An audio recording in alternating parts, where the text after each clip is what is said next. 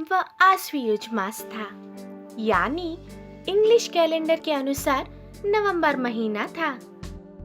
यह महीना बच्चों के लिए और बड़ों के लिए बड़ा प्रिय था, क्योंकि सभी बच्चे बड़ों के साथ मिलकर बड़े उत्साह और आनंद के साथ पटाखे जलाकर जोश के साथ मनाने वाली दिवाली इसी महीने में आती है।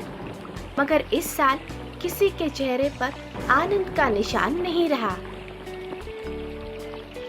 क्योंकि पर्यावरण में आए बदलाव की वजह से एक हफ्ते से अकाल ही बारिश हो रहे थे।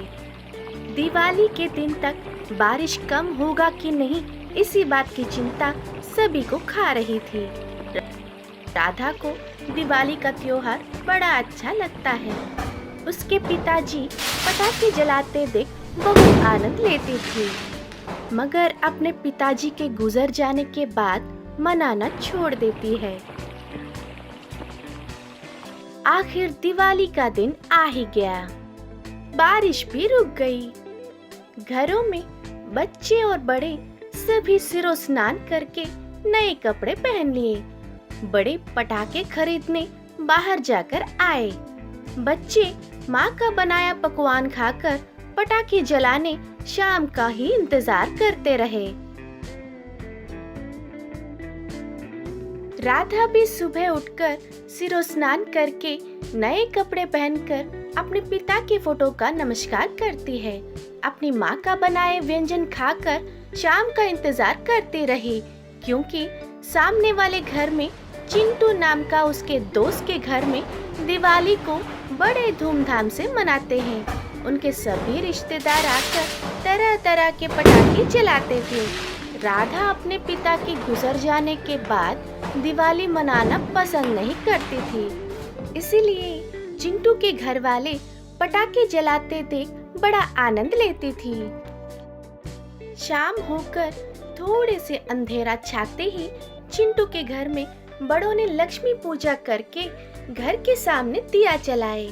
घर के बड़े सुबह ही उठकर खरीदे गए सभी पटाखों को बाहर निकालकर बच्चों को कई सावधानियां बताकर केवल बड़े ही पटाखे जलाएंगे और बच्चे बगल में खड़े होकर पटाखे जलाते देखेंगे। ऐसे समझाकर बच्चों को दूर खड़ा करके सभी उत्साह के साथ पटाखे जलाने की आशा में बाहर निकले। पहली फुलझड़ी जलाकर दिवाली का आरंभ करेंगे सोचकर चिंटू के मामा जी ने फुलझड़ी जलाई, मगर बारिश की वजह से ठीक से ना सूखने के कारण वह जला नहीं। दोबारा जलाए तो थोड़ा धुआं आकर रुक गया। इससे चिंटू के पापा पटाखे जलाना चाहा, वे भी टाई टाई फिस हो गया। चिंटू के चाचा भूचक्र जलाने चाहते थे, वे भी धुआं आकर बिना घूमे ही फुस हो गया। इससे सभी निराश होकर इस बार की दिवाली ऐसे निस्सार हो गया सोच रहे थे। अगल बगल के घर वालों के पटाखे भी ना जलने के कारण सभी निराश होकर अंदर चले गए, मगर चिंटू बाहर ही बैठकर रोता रहता है।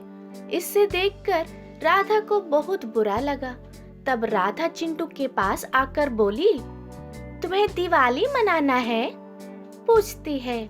तब चिंटू कहता है, हाँ, लेकिन कोई भी पटाखा जल नहीं रहा है, कहता है।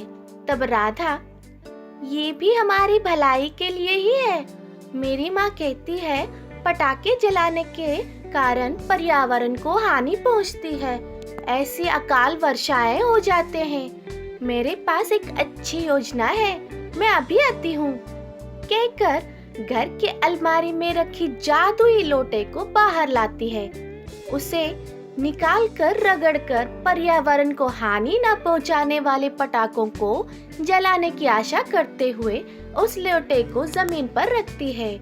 बस और क्या, उसमें से कई पटाखे हवा में उड़ते हुए फूटते हुए कई प्रकार की आकृतियों और रंगों में आकाश को रंगीन बना देते हैं। इसे देखकर चिंटू बहुत खुश हो जाता है। सभी बच्चे घरों से बाहर निकलकर कूदते हुए खुशियां मनाते हैं। सभी बड़े इतने अद्भुत दिवाली का त्योहार की सृजना करने वाली जादुई लोटे को देखकर सभी आश्चर्यमुग्ध हो जाते हैं। अपने स्वार्थ का त्याग करके राधा के निस्वार्थ बुद्धि को बहुत सराहते हैं। तभी से राधा सबकी दुलारी बन गई। अपने परिवार का हिस्सा मानकर सभी राधा को प्यार करने लगे।